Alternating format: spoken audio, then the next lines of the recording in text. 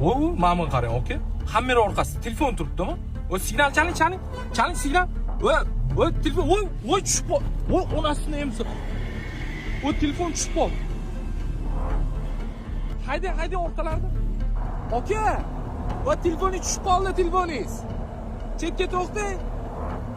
Aka, nima qilyapsiz? Bagajdan tushib qoldi bu.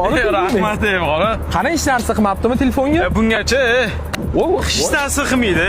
Bu fonlar 2.9 da bo'ladi. Ko'rasan mana, hechdan siqmagan. Suyunchisiga menga ham bitta hadya qilasizmi? Yo, kam senga bera olmayman, lekin podpishchilarga bitta yengisidan shundoq hadya qo'ymoqchiman. Mana shu videoga like bosib qo'ying aka. Oxirida qanaqa yutib olish kerakligini bilib olasizlar. Aka, qanaqa xususiyatlari bor bu telefonning? Kam bunicha yana jinni xususiyatlari bor. Yur ko'rsaman. Telefoncha ozgina kirib bo'lib qolibdi-da. Bitta choy yuboraylik. Bo'ldi, aka, nima qilyapsiz? Kam bu telefonchi suvdan umuman qo'rqmaydi. Usti suv bo'lsa ham qara, sensorlari cho'tki ishlayapti. Honor X9 da telefonigacha power bank umuman kerak emas ekanda. Chunki 8300 mAhlik batareya turibdi. Bu degani 3 kunga bemalol yetib beradi. Okalar kamerasi bo'lsa 108 megapiksel yaxshi oladi. Protsessori Snapdragon 6 Gen 4 bo'ladi.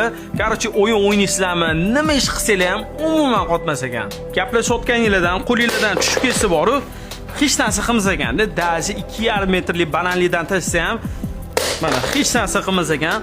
Bitta ko'ringlar, chizilgan joylari ham yo'q. Mana sensorlari, hamma narsasi ishlayapti.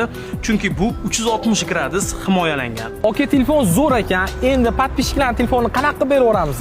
Okalar, xuddi shu telefondan mana yangi ochilmaganini sizlarga olib qo'yganmiz.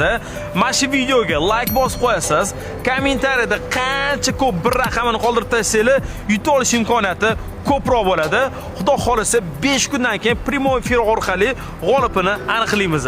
Okalar, bu videoni nima telefon olakin deb yurgan do'stinglarga jo'natib qo'yinglar.